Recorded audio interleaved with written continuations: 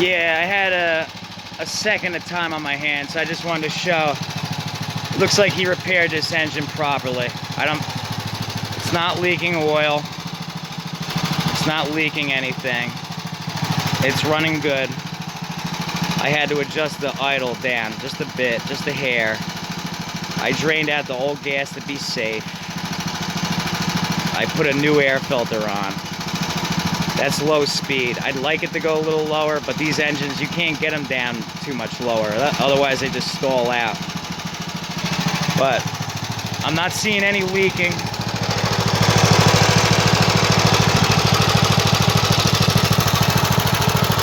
spark. Obviously, it has spark, right?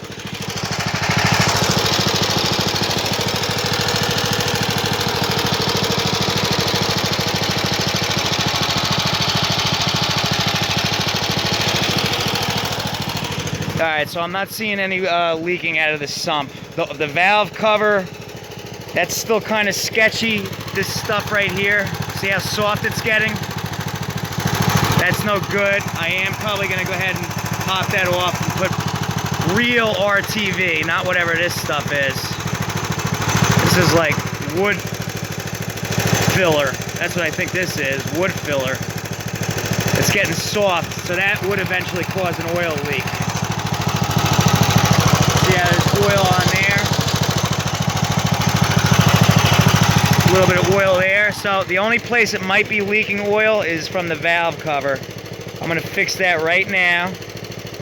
And the engine's good to go. And then I'm going to hook the belt back up and see what's going on with the transmission, which is the real issue now. He fixed the motor. He said it was the transmission that had issues. So, hopefully not. If it does, I'll see if I can fix it. If not,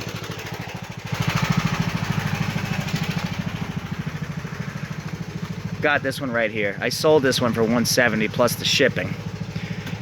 It was supposed to go the other day. It hasn't yet because that transmission is bad. This one's going in.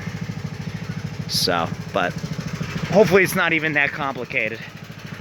This, I just noticed they went up in price. This mower right now, first of all, they changed the look of them. They're looking even cheaper than ever. And this mower with these options, it's $449 plus tax now. That's $482 out the door. I've got it on for $300. That's a bargain. You're saving a little over 180 bucks, almost 200 bucks on a mower that's better than anyone you can get now. Somebody offered me 200. I said, listen, nah, I'm not doing it, man. Thing's got like an hour of use on it, which is the fact. Because if you look at that blade, the tips on the blade have no wear at all. So, by the weekend, this will be gone. I've already got it listed, still new, used once, because that's the fact.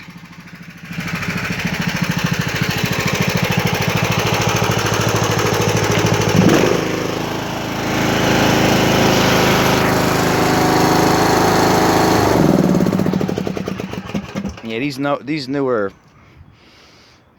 engines have a clunky running sound to them. That's just the way they sound. That's the way they're made. Flat. The older ones, the older flatheads, and the original overhead valves sounded good when they ran. They didn't make that clunk, clunk, clunk, clunk, clunk, clunk, clunk, clunk, clunk, clunk, clunk, clunk, steady clunking sound. But it looks like, other than using the wrong stuff to cover to seal this gasket, he actually did the engine correctly, which I'm happy and kind of surprised considering what was going on with the engine on that thing, which was already too far gone, and he still tried wasting time on it.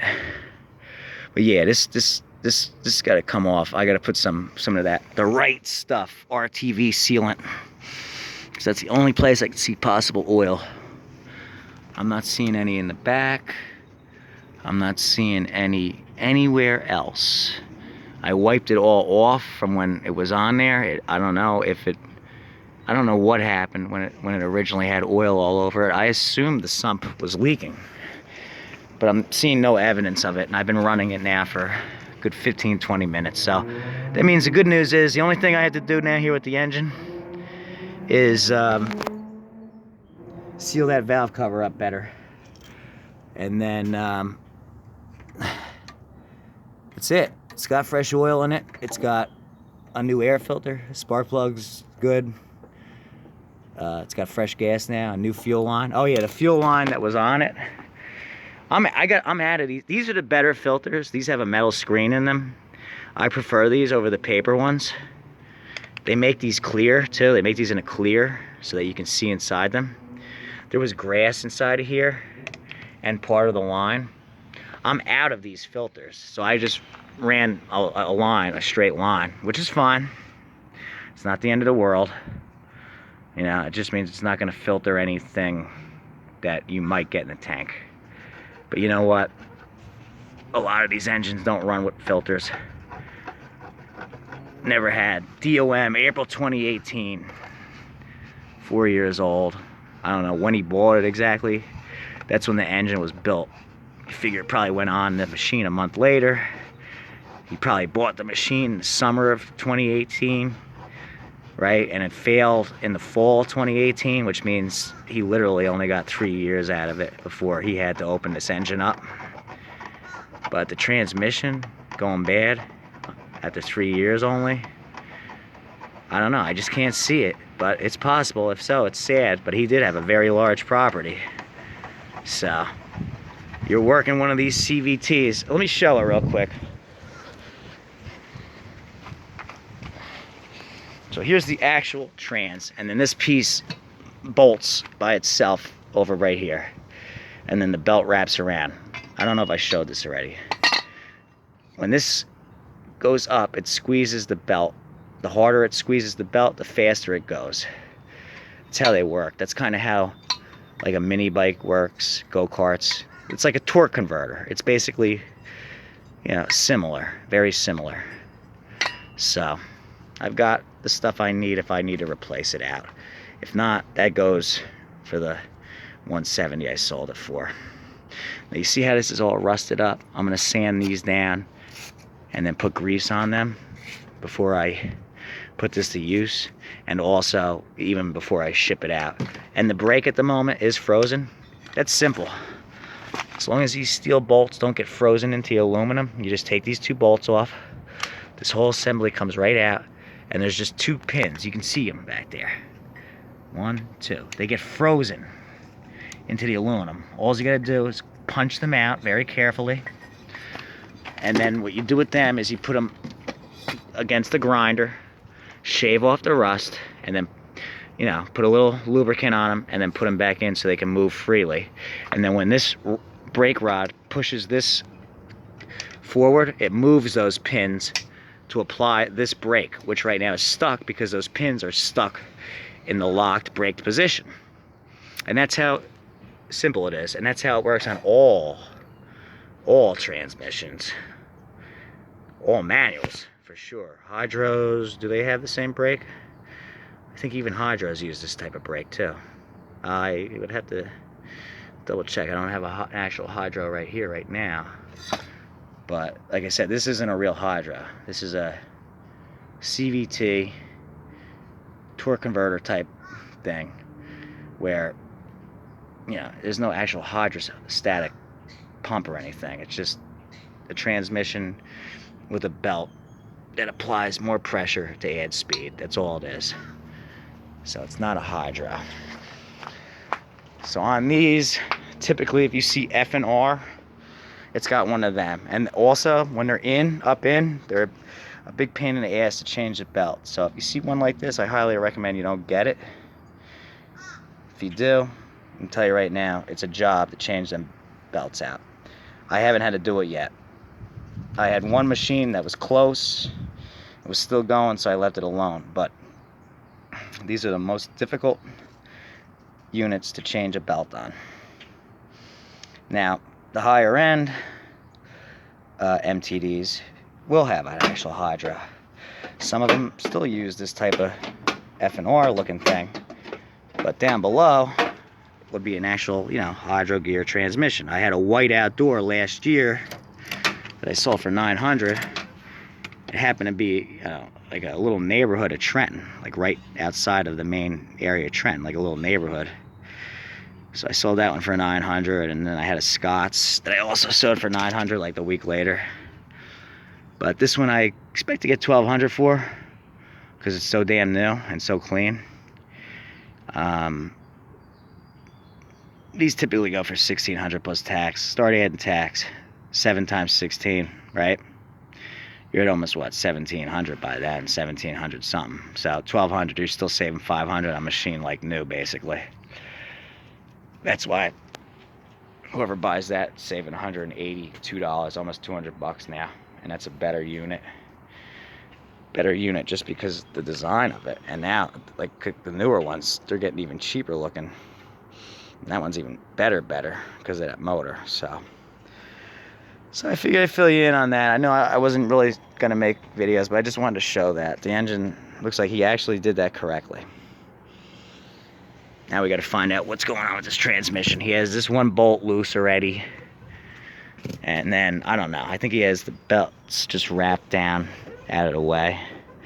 So I'm gonna hook that double stack up, hook the belts back up, and see if the thing drives, see if why it's not driving. Maybe the brakes just stuck. Doubt that, because it does move. See if maybe just this piece isn't doing what it's supposed to be doing anymore. Maybe it got stuck, frozen, which is also kind of odd, considering how new this is. But if not, I got an older one that's still good. See, I see a little bit of like rub wear on it, so I don't know. I really don't know. But this one is a 618-04903A, and the one over there is a 618-04903. There's no difference. I think it was just a revision in the model number. But see, one thing you gotta watch out for is they pick up grass. It's good to clean the top of these off every once in a while if you can. I know it's sometimes really hard, but yeah, it just helps with overall cooling and stuff like that. So yeah, it's good to be mindful of that if you're a homeowner or if you're using a machine commercially, to try to keep these areas clear of this stuff. It's just the way they're made, you know? They have areas where grass gets built up. I mean, this thing could just have grass so built up in there that the thing's not able to move properly. We're about to find out right now. And then if I do, maybe I'll make a quick video letting you know what I found out about it, because I really highly doubt it's bad already. But we'll know soon enough, because that's the next step. It's going quick, that's the good news. Engine's almost done. Just gotta take care of the valve cover right now, and then I'm moving on to this. So that's the status on this. Like I said, you know, it was just an oddball, quick one. Felt like showing it. I'm happy that that part's taken care of already. Just two minor things: a new fuel line, fresh gas, valve cover, reseal. That's it, done. Engine's done. In fact, let's have a look now after running it for as long as I did. Yeah, you see how clean that oil is? He changed it. He probably, you know, he might not have been able to get it to run because the gas was not flowing. When I went to empty that tank, it was not flowing out of that gas line. It was just dripping because it was clogged. So he might have tried to start this, and it wouldn't start. And the reason why was simply because it did not have proper gas flow. Also, on these newer ones, they have a vent that goes to right here. It's just some kind of vent. I think it returns some kind of like emissions or something back to the tank to kind of seal them. The older ones don't have that. So if you put an older motor on, you just delete this. I mean, you can leave it on and just run it out to the back, or you can, you know, snip it and close it shut, whatever you want to do. Or just take it off and leave this right here, you know, and have it a vent, you know, facing back. But so if say this engine was shot and I put that 16 horse on that I showed, that was 500 cc, which only would be 40 cc less, and you wouldn't even notice. That's what I would do. This would just get deleted or sent to the back, because the older motors don't have this extra vent EPA thing, which I really don't know how much more pollution it takes out of the air, but that is what it is. So, alright guys, so I mean, I think this one's gonna go quick. I'm happy about that. The battery, like I said, the one terminal, it's like broken in half, but there's enough for me to get it on. So, alright, let me see what's up. I'll probably fill you in on what's going on with the tranny when I find out. And if I have to put a new one in, I will. They say there might be a passing shower. If it happens, it happens. That's life. Just like I made a video of that truck not even a week ago. Yeah, I was really pissed off at first, and I'm just thinking to myself, you know what? It's life. Shit happens. It's a little bit harder to see now because I scrubbed it. Somebody rubbed up against this. Could have been a basket. Could have been when I had my truck parked over there. My neighbor rubbed up against it with his mower. I don't know. But no matter what, I mean, it starts from all the way. Here you can kind of see it. And it goes all the way to like right here. Something rubbed up against this. Could have been an Acme basket. It could have been a lawnmower, you know, because a lawnmower handle would be up higher. And then down below would be like, yeah, the motor, the deck. I don't know. I don't know who did it. I don't know how it happened. It was probably an accident. But I don't know. But you know what? It's a pickup truck. It's a work truck. And it's going to get scratched. And I'm going to own it for about 10 years. That's how many... I owned my last one for 9 years. And it wasn't even as nice. I expect to get far more... At least another extra year out of this one before I move on to whatever I get after this. But I forget the name, but it's a bluish color. But they actually all under GMC, which is the same. It's just like the higher end. They call it a silver. It's not a silver. It's clearly like a blue. It's the first blue car I had. I've had 2 black cars, 1 red, and now a blue. I like blue. I always did like blue. Okay, that's rambling. I'll update you later, probably. Thanks for watching. Talk to you later.